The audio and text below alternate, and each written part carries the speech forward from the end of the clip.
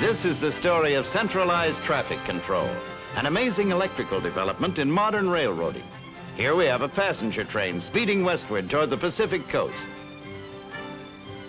And here's an eastbound freight headed for Chicago on the same track.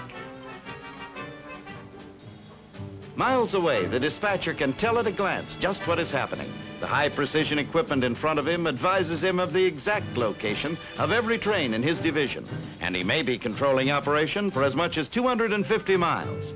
His job right now is to get those two trains past each other by using a siding. He sets switches and pushes buttons. And miles away, a switch opens. A signal light changes.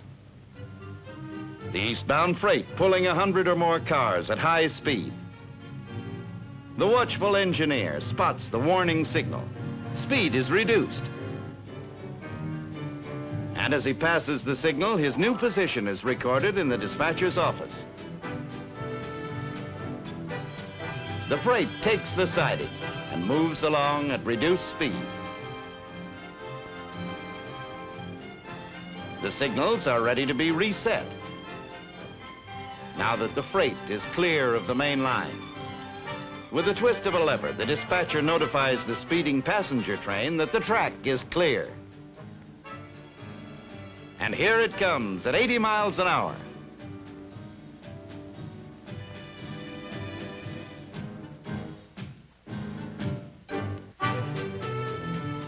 Thanks to the magic of centralized traffic control, the trains pass.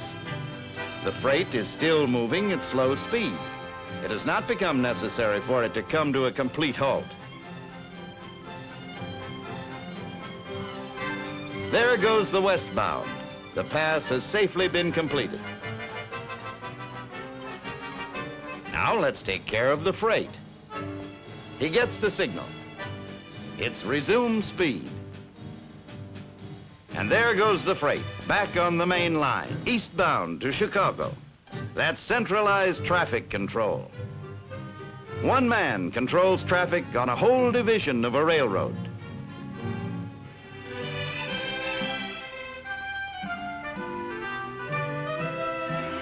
When you bought your car with its powerful engine, luxurious interior, and beautiful body job, you probably had things like this in mind.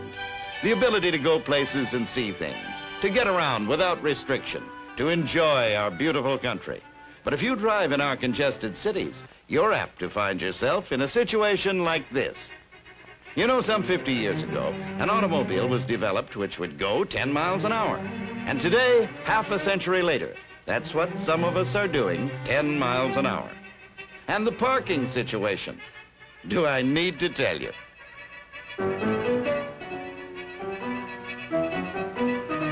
You bought your car for convenience, safety, and pleasure. And this is what you're getting.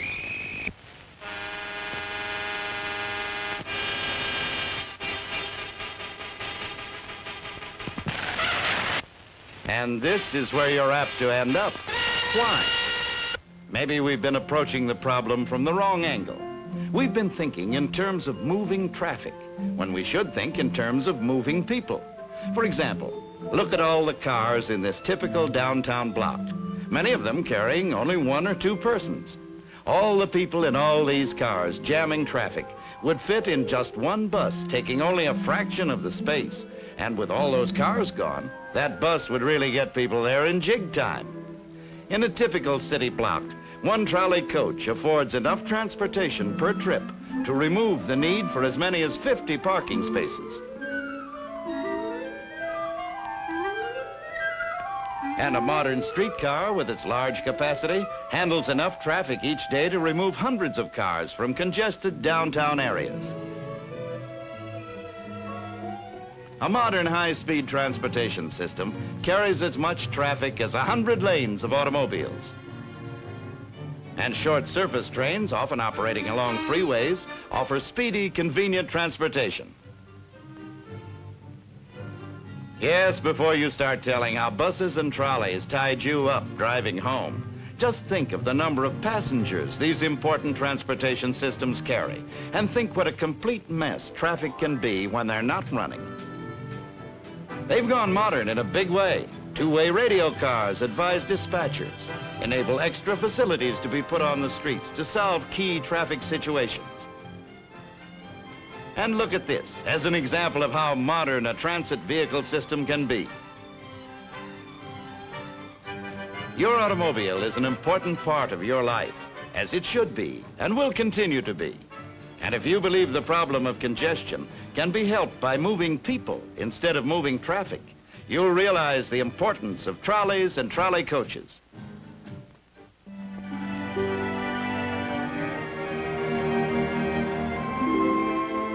We Americans are regarded as busy, progressive people. And maybe one of the reasons we get as much done as we do is because we know how to relax, how to take time off from daily problems and just plain have fun. For instance, each year, many of us in all sections of the country find sport and relaxation in just fishing. It's hard to describe the thrill of working that reel, knowing you've got a fighting beauty on the other end of the line, and that if you handle your rod right, you've got yourself another fish. Yep, it's hard to describe the thrill, but it's there. Just look at the size of that baby. They always taste better this way, cooked out in the open. There's a real man's meal. Sometimes the neighbors are shy, and sometimes they're as bold as brass. Fishing places run all the way from wilderness to spots where you have to drop your hook after the neighborhood kids go home.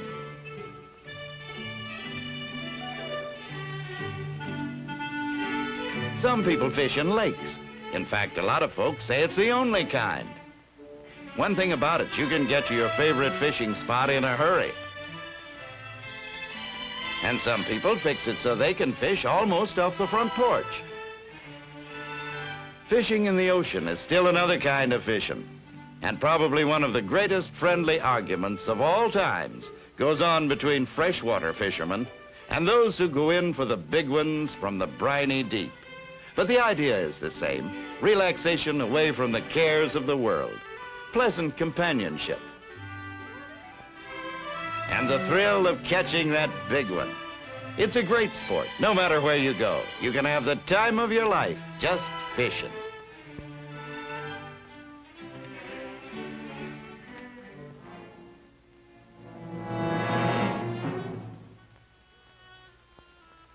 Here are a few famous Americans for you to identify, each of whom has been engaged in projects which have changed our lives. The first one is easy. It's President Theodore Roosevelt, of course. Now, who is the man on the left? This one may be a little harder. Here's a clue. He was the man responsible for one of the biggest construction jobs of all time. By the way, if these pictures look a little old and jumpy, they should. They were filmed clear back in 1914 at the actual opening of this great achievement, the Panama Canal. And the man we wanted you to identify was the chief engineer for this project. The man on the left, Colonel George W. Goethals. Who is the man seated at the desk? He's one of America's greatest inventors of all time. And this is regarded as probably the greatest of his many contributions to our way of living. Let's take a closer look. Recognize him? It's Thomas Alva Edison.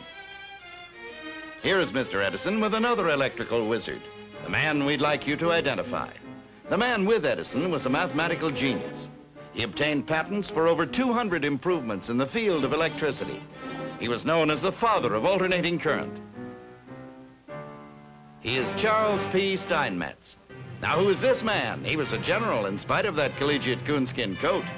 He was one of our country's earliest believers in air power and caused a considerable furor when he demonstrated a thing like this could happen.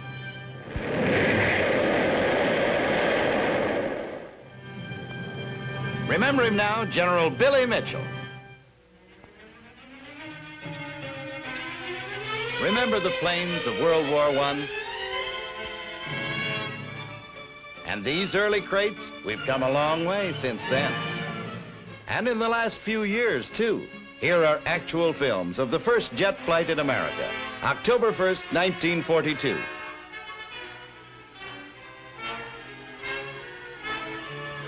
People have been experimenting with jet propulsion for a long time, and not always for planes.